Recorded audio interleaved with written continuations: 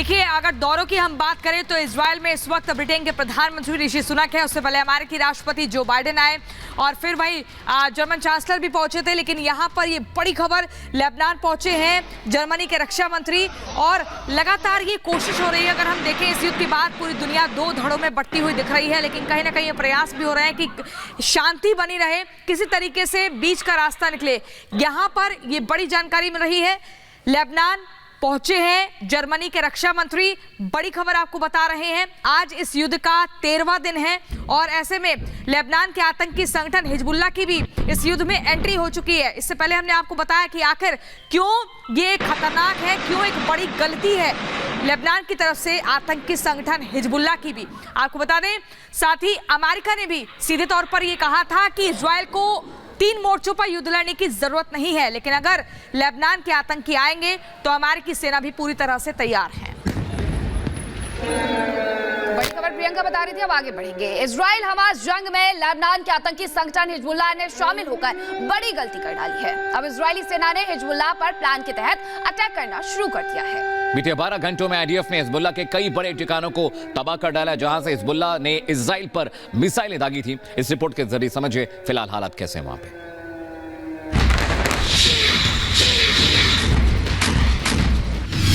युद्ध काल चारों ओर घमासान,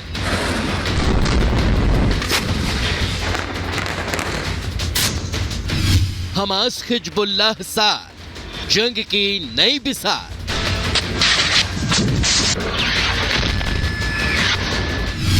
ईरान का खेल नेतन्याहू करेंगे फेल।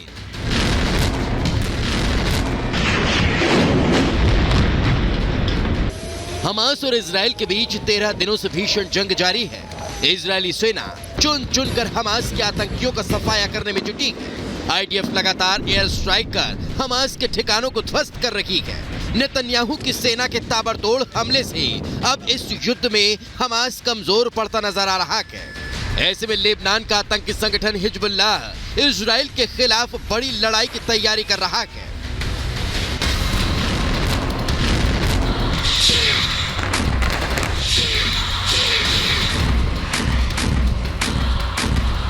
7 अक्टूबर को इजराइल पर हमास के हमले के कुछ ही घंटों बाद हिजबुल्लाह ने इजराइल पर हमला कर अपने इरादे साफ कर दिए थे कि वो इस जंग में पूरी तरह हमास के साथ है।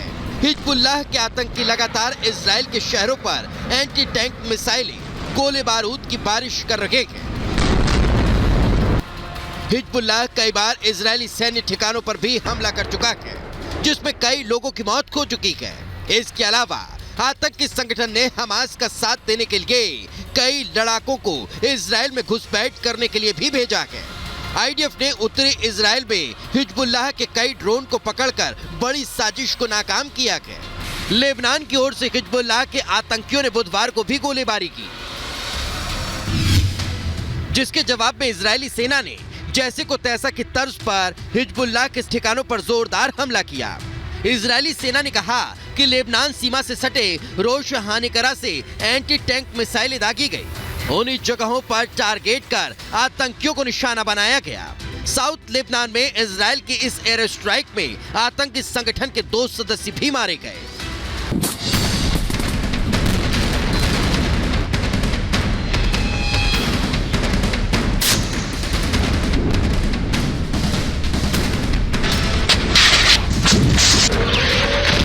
हमास के साथ चल रहे जंग के बीच आईडीएफ अब नए मोर्चे पर लड़ाई लड़ रही है।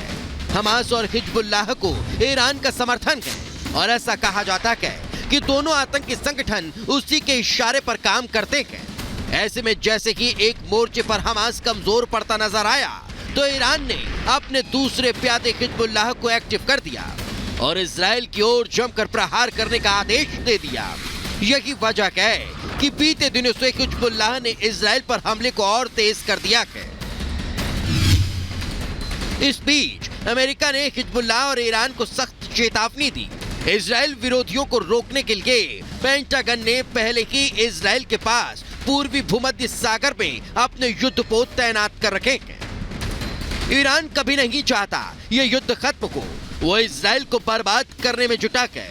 इसलिए वो मुस्लिम देशों की गोलबंदी कर उनका रहनुमा बनने की कोशिश में लगा है और इजराइल को कमजोर करने के लिए चौतरफा वार करने की तैयारी में है। Bureau report, Republic Bharat.